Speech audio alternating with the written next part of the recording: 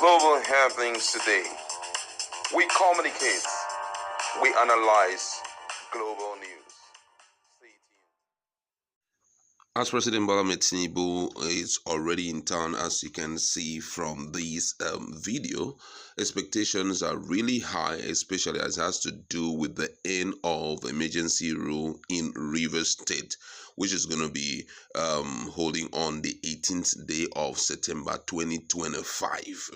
Ibas also today had a public hearing, which he used that opportunity to make emphasis on a lot of things which I'm going to share with you in a jiffy. It has triggered a lot of reactions from Nigerians, and most people believe that some of the things that he had pointed out is outrightly not the truth. But interestingly, he has said a lot.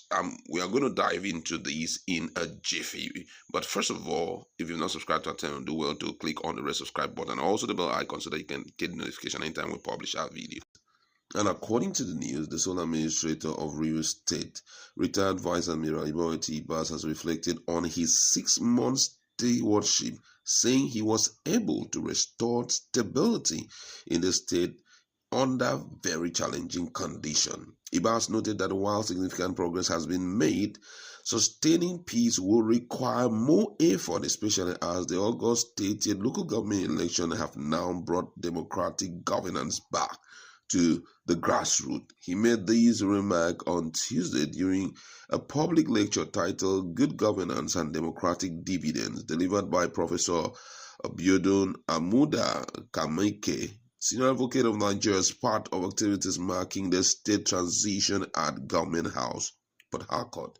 Expressing appreciation, the administrator thanked Rivers people for their cooperation and support throughout his tenure, stressing that he has fulfilled the presidential mandate to restore peace and security in the state. According to Ibas, the public lecture was not merely academic but also served as a reaffirmation of his administration pact with Rivers people. In his words, he says, as a nation, our democracy must deliver, and that governance must always be rooted in service. Standing before you, we feel gratitude and humility. Gratitude for the support you gave me as your administrator, and humility that I was called to serve in such a defining moment in the history of this great state. When we began this assignment on March 18, 2025, our core mandate was to restore peace and stability. By the grace of God and with the cooperation of all stakeholders, we have come this far. Reflecting on the journey, Ibas pointed to the conduct of the local government election as a milestone achievement, saying, most significantly was the peacefully conducted local government council election restored democratic governance to the grassroots, the level of government closest to the people. Emergency rule was never a choice. It was a necessity brought upon us by insecurity, political impasse, and breakdown of trust. Yet, in hindsight, it offers us enduring lessons that peace is priceless. Without security, no other aspiration is possible. That when governance is weak and opportunism fills the vacuum, endangering lives and livelihoods, and that's the indomitable spirit of Rivers people cannot be broken. They endured, they persevere, and have remained steadfast. The stability we have restored is the foundation upon which democracy is now rebuilt.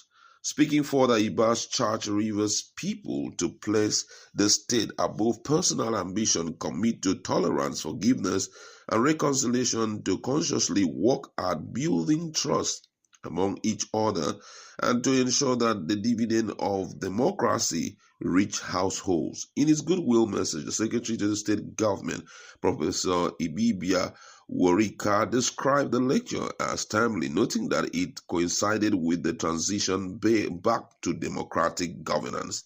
Commended the people of Rivers for supporting the interim administration. On his part, the guest speaker, Professor Amuda Kamake, senior advocate of Nigeria, emphasized that Rivers State experience should serve as a lesson to other states across Nigeria. And this is coming from a senior advocate of Nigeria, that what happened in Rivers State should serve as a lesson to other states across Nigeria. Quite troubling when a lot of this kind of statement come out from those who are supposed to protect our law, for you to come out to say this. I don't know the reason why he invited the senior advocate of Nigeria to speak in this kind of occasion. But I must say, if truly the senior advocate said these words, it's quite disappointing. Disappointing in the sense that we all know that the state of emergency, it's provided for in the Constitution, but sole administrator suspension of democratic setting in a state is absolutely unconstitutional. And being a senior advocate of Nigeria, I believe he shouldn't make such a statement.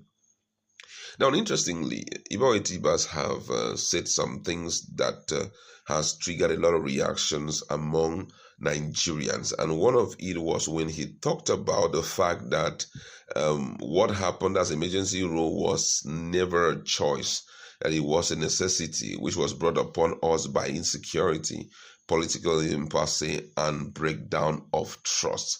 And I must say that political impasse may come in, but insecurity is one serious question mark that should not come into this whole thing. Because if, for example, you want to talk about the issue of insecurity, the likes of Zamfara State, Niger State, mention them, they need emergency rule. And if you've been very familiar with what is going on in another part of Nigeria, even the Northern Elder Statement have written to the president about some of the area where insecurity is topmost, where we see, communities buying to insecurity, and they are making demands that the president should declare state of emergency, but he declined declaring state of emergency.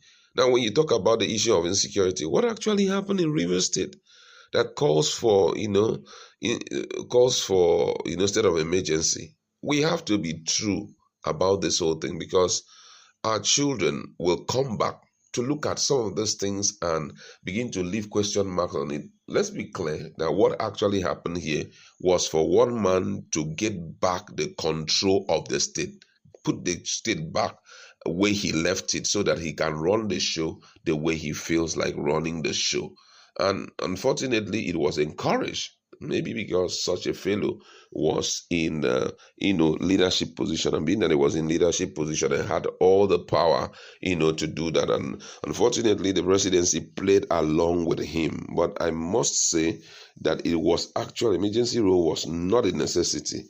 It was the choice of the president to take the move he took, because ordinarily, looking at how things were going on in Rivers State, the ideal thing would have been possibly to allow the House of Assembly members to do whatever they have to do, to bring back the state to order. Whether it would have led to a total impeachment of Fubara, that we do not know, because I know that if you look at the impeachment process, it's quite a long process. It won't be as easy as that, looking at the step-by-step process that we have to go through for that to happen. But be that is as it may, the good news is that 6 months has expired, but a lot of lessons to be learned.